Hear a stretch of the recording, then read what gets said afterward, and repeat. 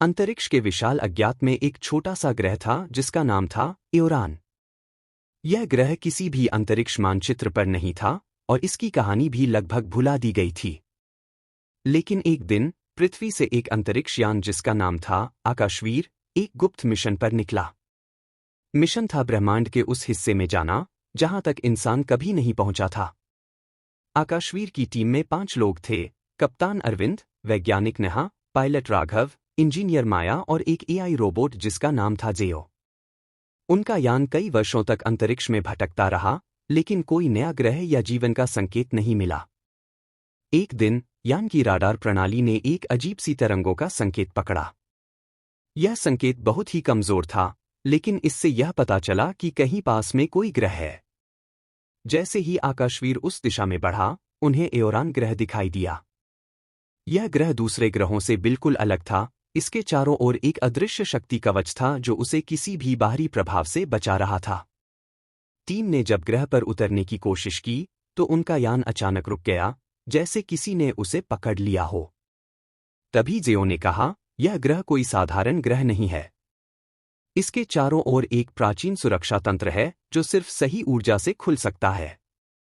कप्तान अरविंद और उनकी टीम ने इस चुनौती को स्वीकार किया और ग्रह की पहेलियों को सुलझाने के लिए तैयार हुए। जैसे ही उन्होंने ग्रह की सतह पर कदम रखा, उन्हें एहसास हुआ कि एओरान एक जिंदा ग्रह था।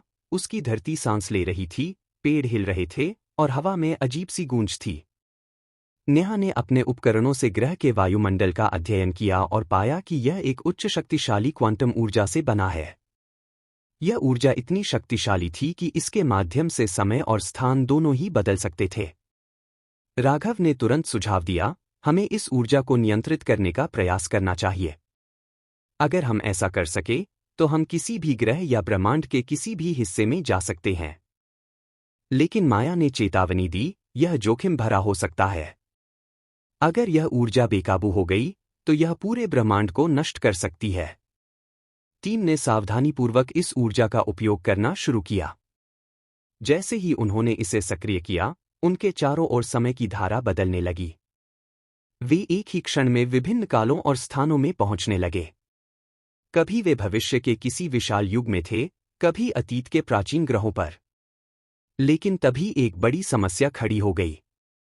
एओरान ने अपनी असली पहचान प्रकट की। वह कोई साधारण ग्रह नहीं था, बल्कि ब्रह्मांड का संरक्षक था।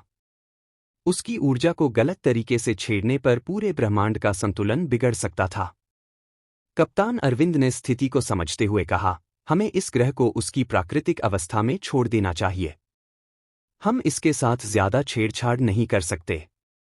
टीम ने निर्णय लिया कि वे ग्रह की सुरक्षा व्यवस्था को बहाल करेंगे और उसकी शक्ति को वापस सील करेंगे।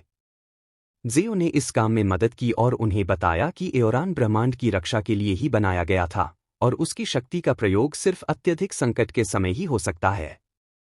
आखिरकार आकाशवीर की टीम ने ग्रह को सुरक्षित छोड़ दिया और वापस अपनी यात्रा शुरू की। लेकिन अब उनके पास एक नई जानकारी थी, एक ऐसा ग्रह जो ब्रह्मांड का सबसे बड़ा रहस्य छुपा रहा था और उस रहस्य की चाबी सिर्फ सही समय पर ही खुल सकती थी। यात्रा के दौरान कप्तान अरविंद ने कहा, हमने ब्रह्मांड का सिर्फ एक छोटा हिस्सा देखा है। आगे और भी अद्भुत दुनिया हमारा इंतजार कर रही है। और इसी तरह आकाशवीर अपने अगले रोमांच की ओर बढ़ गया, एक नई खोज के लिए तैयार। एओरान ग्रह से वापस लौटने के बाद आकाशवीर की टीम एक नई चुनौती के लिए तैयार थी। ग्रह से मिले कुछ रहस्यमय संकेतों ने टीम को एक और मिशन पर भेजा। इस बार उनका गंतव्य एक दूरस्थ नक्षत्र मंडल था, जहां प्राचीन सभ्यताओं के बारे में माना जाता था कि उन्होंने ब्रह्मांड के छिपे हुए द्वार बनाए थे। इस द्वार को खोया हुआ द्वार कहा जाता था, जो ब्रह्मांड के किसी भी हिस्से में तात्कालिक यात्रा का मार्गदर्शन कर सकता था।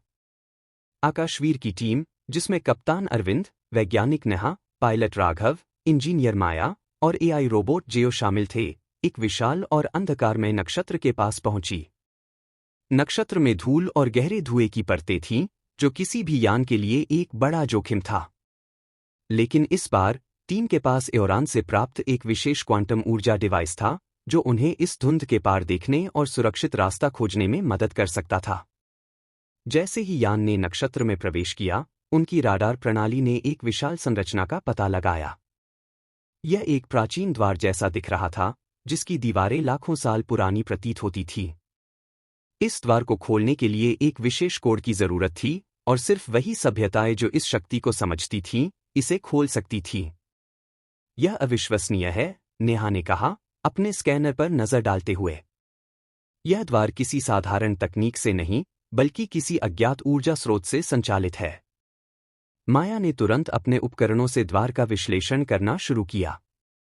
यह ऊर्जा हमारे एओरान के क्वांटम डिवाइस के साथ मेल खाती है। हमें इसे सक्रिय करने के लिए इसका सही स्वरूप समझना होगा। कप्तान अरविंद ने ज़ियो की ओर देखा, जो अपनी आर्टिफिशियल इंटेलिजेंस क्षमताओं का उपयोग कर जानकारी इकट्ठा कर रहा था। क्या हम इसे खोल सकते हैं? संभावना है, ज़ियो ने जवाब दिया, लेकिन हमें सावधानी बरतनी होगी। यह द्वार किसी साधारण स्थान का नहीं, बल्कि ब्रह्मांड की सभी वास्तविकताओं का मार्गदर्शन कर सकता है। एक बार गलत कदम उठाया, तो हम ऐसी जगह पहुंच सकते हैं, जहां से वापसी असंभव हो। राघव ने यान को स्थिर रखते हुए कहा, तो यह तय है, हम इस द्वार को खोलेंगे, लेकिन हमें हर कदम पर सोच समझकर चलना होगा। टीम ने क्वांटम डिवाइस को सक्रिय किया और द्वार के सामने एक चमकीला नीला प्रकाश उभर आया। जैसे ही यह प्रकाश फैलने लगा, द्वार के दरारें और नक्काशीदार चिन्ह जगमगाने लगे। यह मानो किसी जीवित प्राणी की तरह प्रतिक्रिया दे रहा था।